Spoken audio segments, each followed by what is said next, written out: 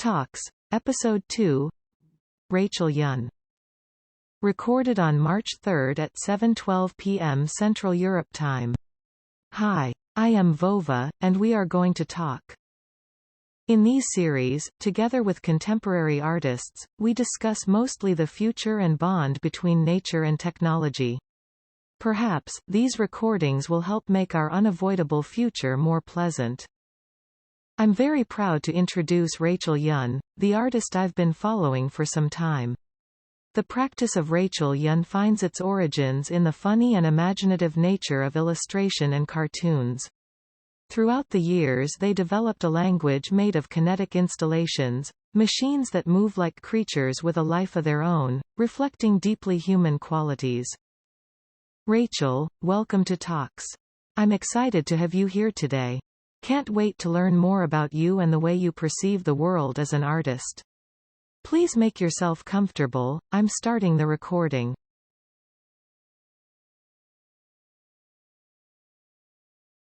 Should we just go straight to the first question? What do you think? Yeah, let's do it.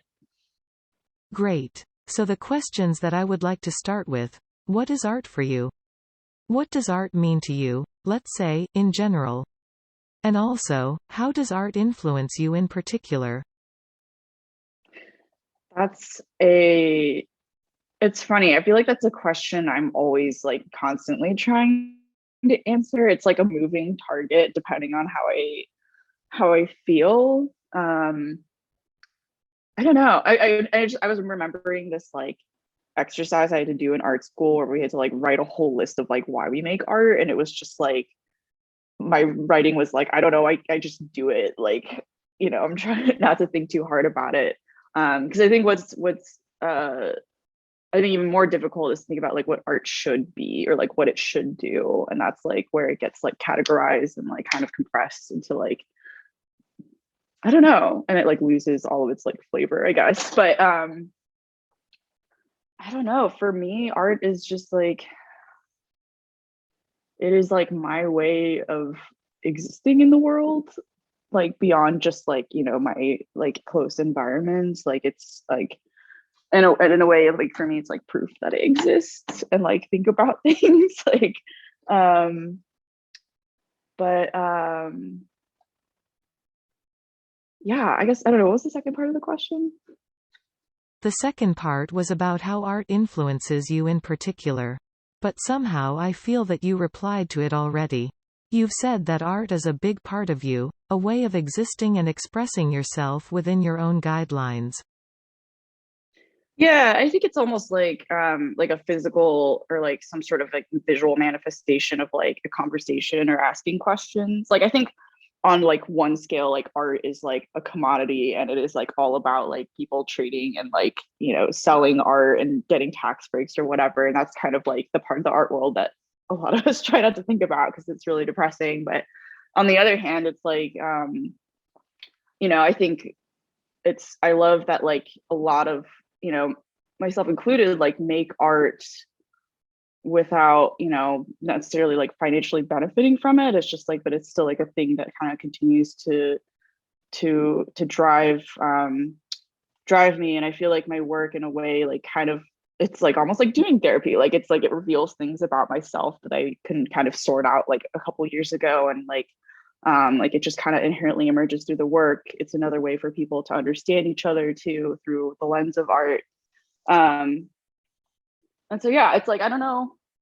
It's like kind of the thing where it's like I don't know why we do it, but we're gonna do it. Like you can't stop it from happening. So but yeah, I think especially working at an art school or like attending art school too, like there's kind of an interesting like division between like designers and like architects and artists. And I think like design positions itself to like answer questions, whereas like art is just like opening that back up into this gaping hole. And like it's really uncomfortable to have all those ambiguities, but you got to do it.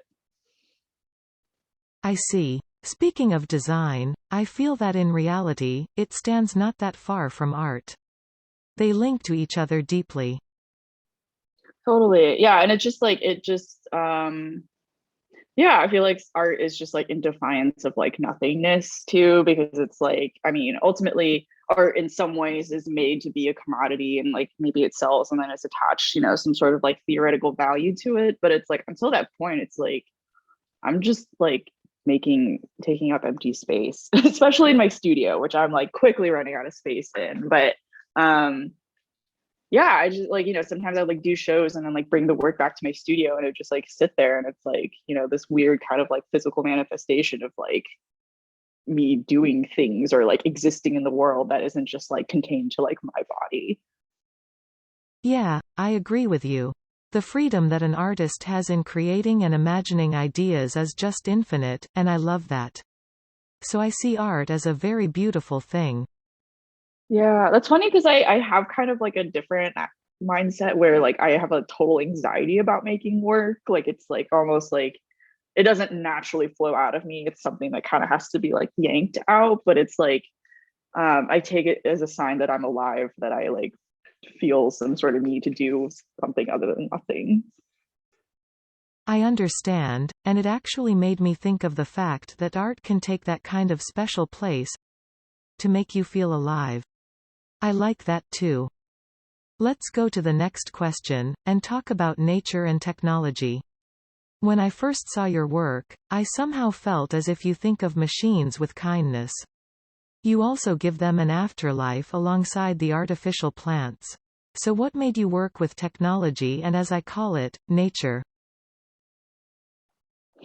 Yeah, that's it's interesting to ask that question because it's like I wouldn't say, there's like a vast spectrum of like artists who work with like technology and like VR and AR and things in their work. And I would say my work is actually like kind of on the analog side of that. Like it's not very high tech. It's um, there's maybe like a circuit board or something that operates these the brains of these machines, but they're really quite simple. Like I think of them, the massagers especially, as like they're like appliances and like appliances that like I'm kind of projecting characters onto. I think in a way, like the way I'm working with like, you know, fake plastic thing that's supposed to be real, and then like um plants, like fake plants, which are also supposed to be, simulate some sort of like realness in nature, but they're ultimately plastic. I think I'm like in ways trying to kind of condense or collapse the like categories of like artificial and like authentic.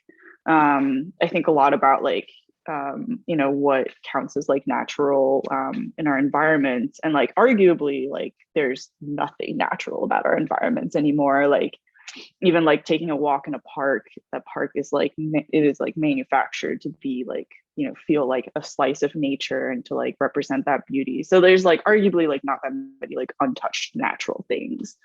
um and so yeah, in a way, like I think of like technology as like humans attempts to like kind of satisfy this like need in a convenient way, like massagers obviously to like give some sort of like physical soothing sensation or some sort of comfort without like the cost or like the time or the effort to like go get a massage. Like it's um to me, the massagers are really relegated to like the private sphere of the home. Like it's something you do, behind closed doors. um and I think it's interesting the ways that we are coming up with like millions of gadgets to like do things for us, right? Like an Amazon, like the Alexa or whatever, like a Google Home, like you can literally tell your house to like start doing things. I have a robot vacuum. I have two robot vacuums actually um like they are kind of like my pets. Like they just like wake up. I set them to wake up at a certain time and they like go and they start vacuuming my home.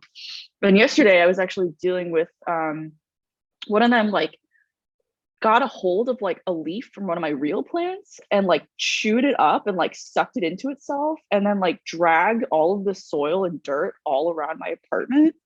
And it was like as if I had a real pet that had like just destroyed everything. And I was just like, I was so angry at the robot, but I'm like, it doesn't know the difference. Like it was just like, all right, great, let's like keep going.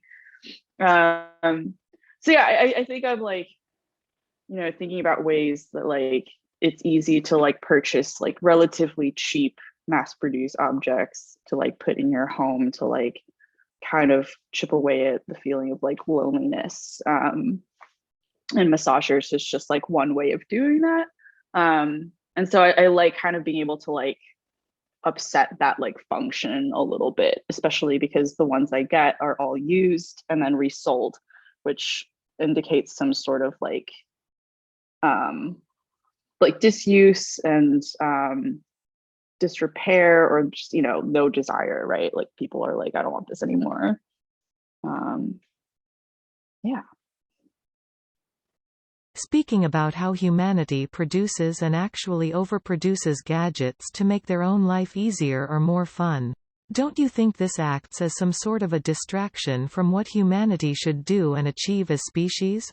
And also, I need to mention, the overproduction subject is very concerning to me too. The amount of waste. Humanity is just consuming the earth.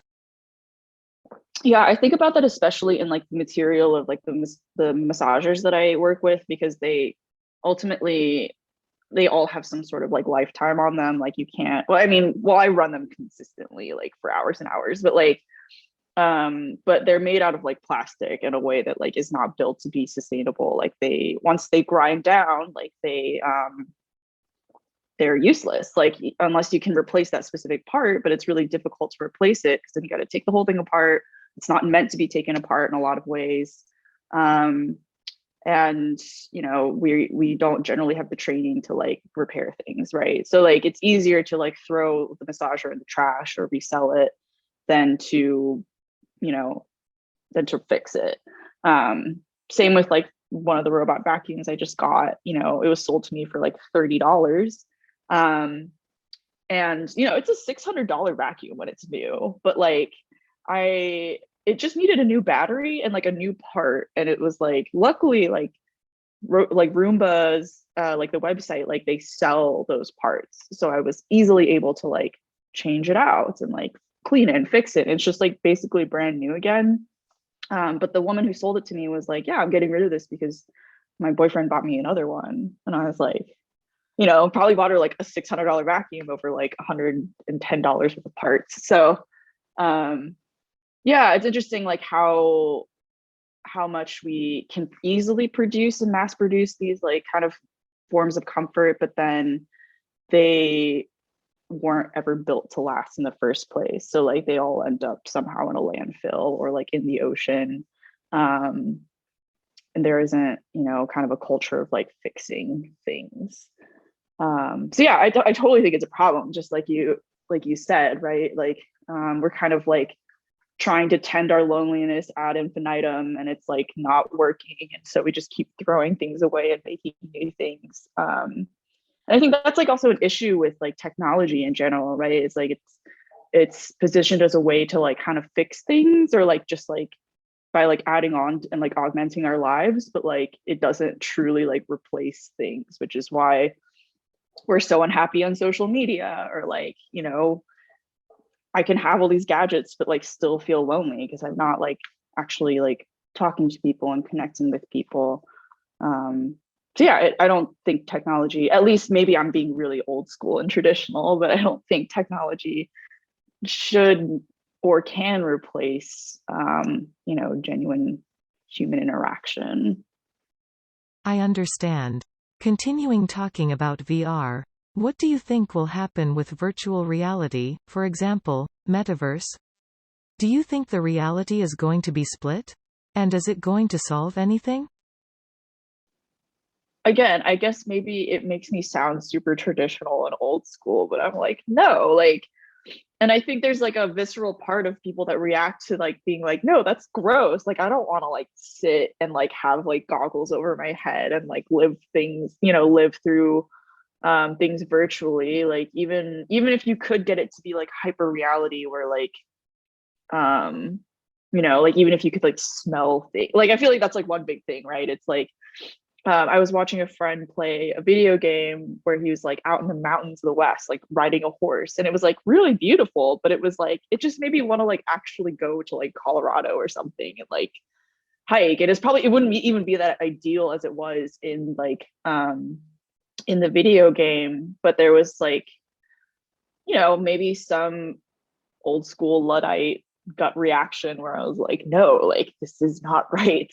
Um, and that's coming from somebody who, like, I've like kind of gotten to like experience and enjoy nature a little bit more, like, and the thing about enjoying nature is it's like it's kind of messy too. Like you have to like hike, or like you're sweating, or like you're getting bitten by bugs, or like, it's, or the weather's bad. Like there's just like so much that's not idyllic about nature. But that's like also reality. And I also, to think about that question of like, will we be able to like live in a virtual world? I think that also has some form of like exclusivity to it, right? Because like it's limited to whoever accesses it or can afford it, the same way like it's whoever can afford to like escape our earth and climate change.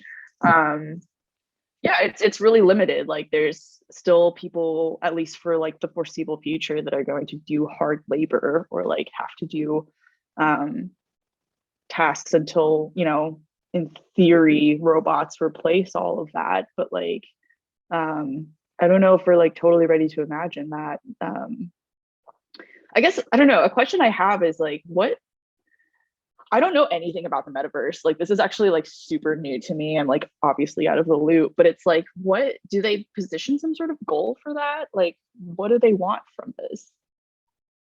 Well, as I understood, it is a graphically rich virtual space, with some degree of believability, where people can work, play, shop, and socialize. But I would assume that there is something more to it. Data holds an insane amount of power, and gives enormous possibilities. Yeah, I think there's this like pessimistic part of myself that's like, it's just so like we can do more work. It's like, I think that was advantage of working from home is like you had more life, or like at least for some people, like I got to like have a better life work balance, because I wasn't like just like sucked in the office the entire time. But like, um but yeah, I mean, I feel like once you can start like connect, like Zoom opened up a lot of opportunities to like connect with people across the globe, um relatively easily, but in a way that like kind of could be abused too. Like I remember my workplace was like, maybe we should always do virtual stuff and like and physical stuff too, just to reach as many people as possible. And we only stopped that because we realized like, the clientele we work with, which is high school students, don't want to do that. Like they're just like, we hate it. Like they don't want to do virtual things anymore. They want to be in person. They actually want to like come and visit places. And so, um, and this is like a generation that's like stuck to their phones, right? So like it's I think that's kind of indicative that like, um I don't know, I could see it getting so out of hand, like very Black Mirror-esque, like, um yeah, like you, like obviously like even in our immediate environment there's ads like everywhere, like ways that people are going to take advantage of your environments. But yeah, it all seems like it's functioning so that we can like work more, which is like the opposite of what I think the benefit of like working virtually and from home is. Okay, well yeah. Let's go further. Thinking of everything that happens in the world, do you think the capitalistic systems created by humans actually work? I think that kind of like really goes back to, when we were talking about how like technology can't just like on its own solve everything. Like it's like the will for like good or morality or something also has to factor in, because it's like, yeah, we have like incredible scientific technology, right? But it's like, but it costs $700 or whatever to get like a life, or like $700 if it's cheap in the US. I mean, we're a really really really bad example of that, but it's like, we have like so much wealth theoretically and influence in the world, but like we can't take care of our own people because we just don't want to. So it's like, what's the point of like, beating cancer if it's gonna like bankrupt you and you have to pay your debt back for the rest of your life? Like it's like, um yeah, it's sad that we have the means. I mean, I remember like they were talking about like how there was like there is an amount of money it will take to solve world hunger, right? But it's like, I don't know. Obviously, like because there's a certain amount of people benefiting from like the our social strata being the way that it is, like they won't do it. Or like, I think when technology comes in terms of like automatic like labor and things like that, it should be great, right? Like that we don't have to do these like jobs anymore. But like what that turns into is just like firing people and like, not sharing the wealth. It's just like, oh great, now like the CEO now doesn't have to pay workers. Like they can just manufacture robots instead to do work. And it's like that had no benefit for like, humanity, quote unquote, whatever that is. Um, so yeah, it's like technology isn't going to solve anything without like some real compassion. Like it seems like there are ways to solve problems, but it's like if you violate the interests of like a powerful few people, like then we can't do it. I mean, I think about this every time I do my taxes because in the US we have to like file our own taxes, and it's like the IRS already knows how much I owe them. They could just send me a letter and I can just pay them.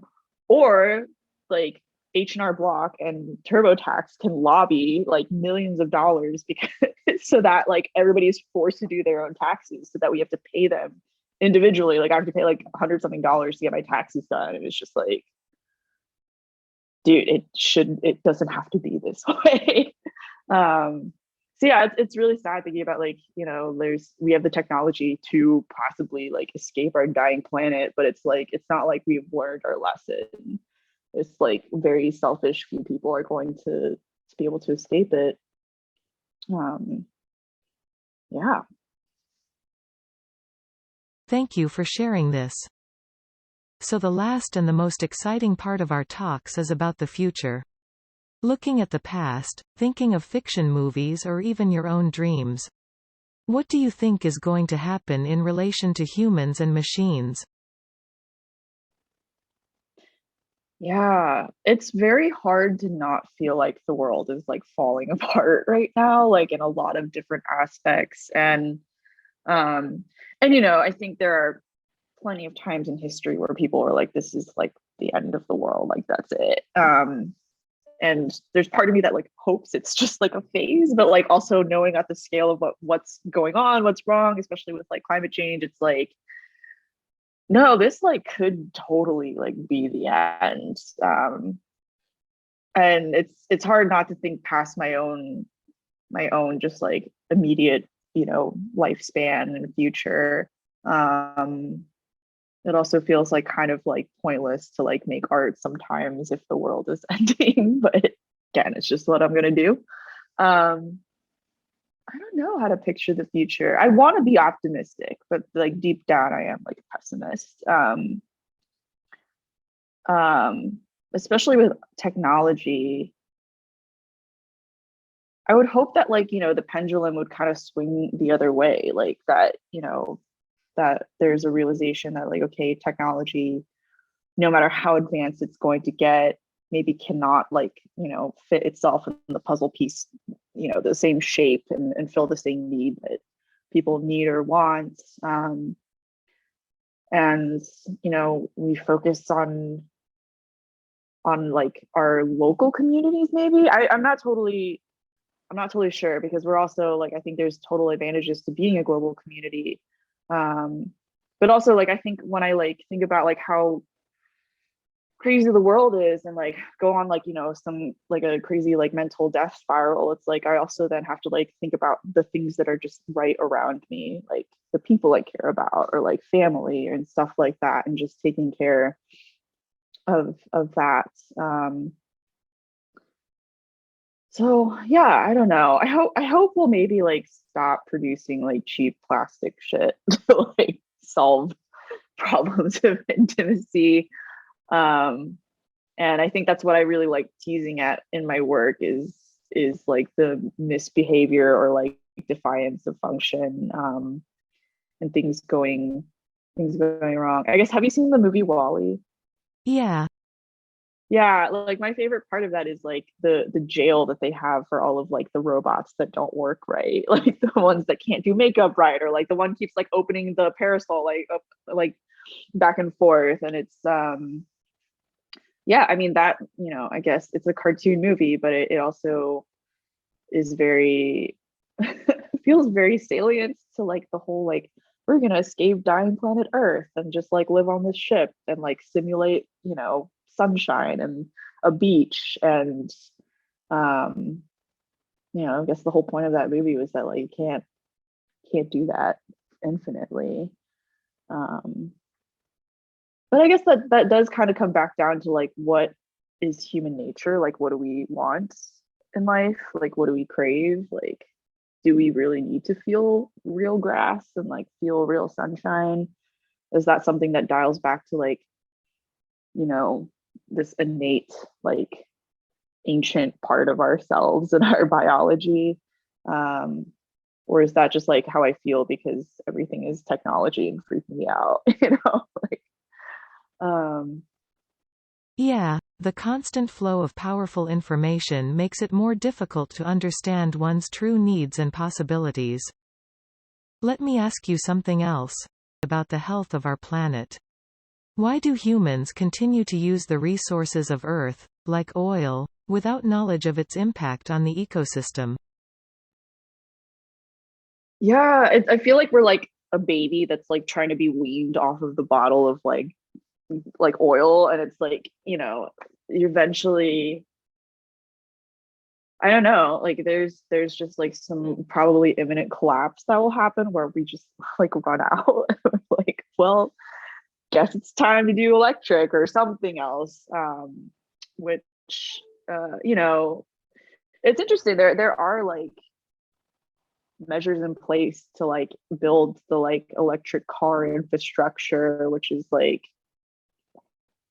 for you, the US has to be car based because it's like built like the idea of driving your own car is like part of like our feeling of freedom and like individuality is like so built into like our sense of like self.